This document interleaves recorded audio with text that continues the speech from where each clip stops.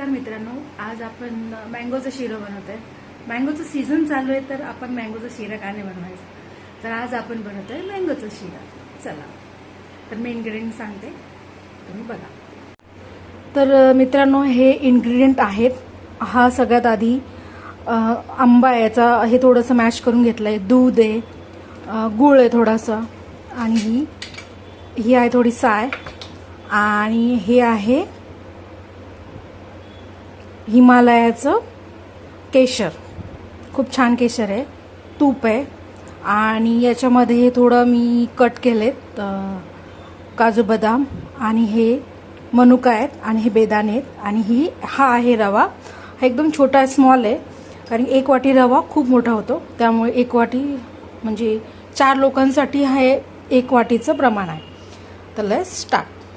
तर हे बघा, हे सगळं साहित्य मी काढलंय, आणि आता गॅस ऑन केलाय, आणि आता हा गरम होईपर्यंत इकडे थोडंसं पाणी पण ठेवलंय आपण, आणि आपण दूध पण टाकणार आहे त्याच्यात, आणि शेवटी आपण गूळ टाकणार। गूळ शेवटी का टाकणार हे मी शेवटी सांगणार, कारण की गूळ आणि दूध एकत्र आले की ते फाटतं, मग त्यामुळे आधी दुधात सगळं शिजून मग नंतर त्यात गूळ टाकायचा आहे। तर सगळ्यात पहिले आपण याच्यामध्ये आता घी टाकणार।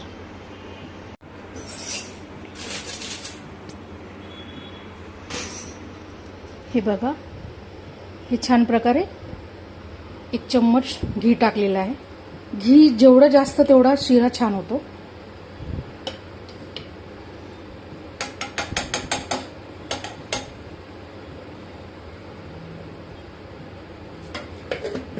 आता हे मेल्ट होतंय छान प्रकारे, आणि याच्यामध्ये आता हा रवा टाकायचा आहे।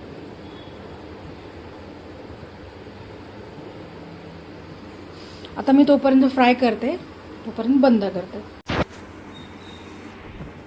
जेवढं जास्त तुपात तुम्ही परताल तेवढा तो शिरा खूप छान होतो।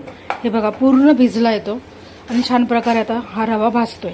हा एकदम लाल कलर येईपर्यंत भाजायचा, मग त्याच्यामध्ये हे फ्राय करायचे मनुके, बेदाणे आणि हे पेस्ट, आणि मग नंतर दूध टाकायचं, आणि हे टाकायचं पल्प, साय, आणि लागलं तर गरम पाणी इकडे केलेलंच आपण, गरम पाणी पण लागेल आपल्याला। हे बघा, मस्तपैकी होतोय, छान प्रकारे भाजलाय, मस्तपैकी भाजलाय।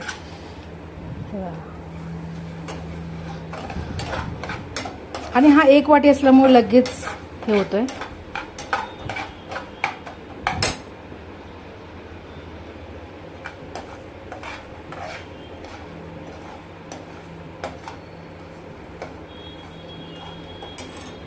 आता याच्यामध्ये आपण बेदाणे टाकणार, थोडेसे काजू बदामचं हे टाकलेलं आहे, आणि हे बेदाणे, चारोळी,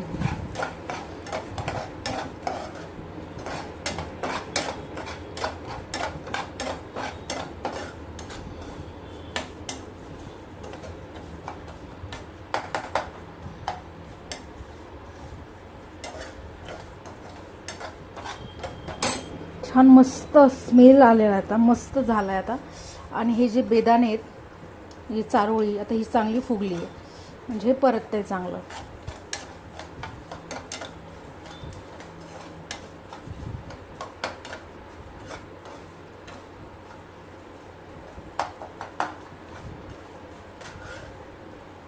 बघा, कलर चेंज होतोय रव्याचा, जो व्हाईट कलर होता तो थोडा रेड झालाय।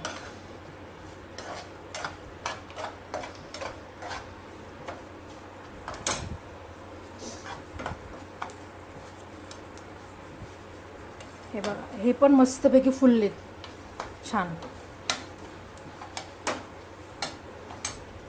आता हे जे आहे मँगोचा पल्प, हा त्याच्यामध्ये टाकायचा। हा थोडा शेवटी ठेवून देऊ आपण।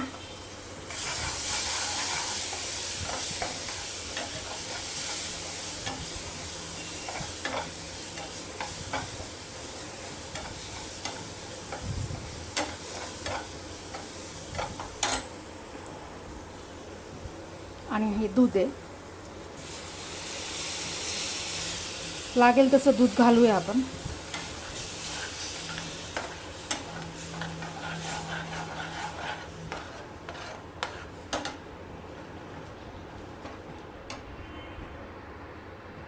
हे बघा मस्तपैकी झाला आहे.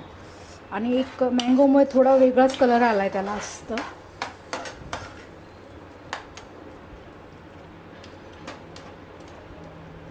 मँगोचा जो पल्प आहे आपण थोडा मॅश करू याच्यामध्ये.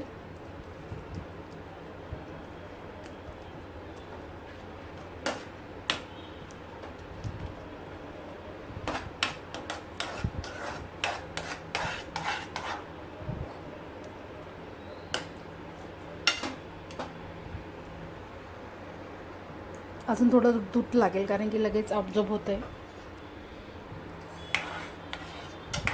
चला आता बघा कलर किती सुंदर आला याला. आता छानपैकी आता हा होतोय मस्तपैकी. आता ह्याच्यातलं पाणी सगळं आटेल आणि हा कोरडा होईपर्यंत करायचा आपल्याला.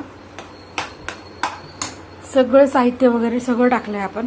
आता हा होईपर्यंत थांबू. छान प्रकारे झालेला आपला शिरा. कलर पण किती सुंदर आलाय आणि कॅमेऱ्यात मला वाटत नाही की दिसतंय पण दाणेदार झालाय पूर्ण आणि कलर पण खूप सुंदर आला याला. चला आपण सर्विंग करूया.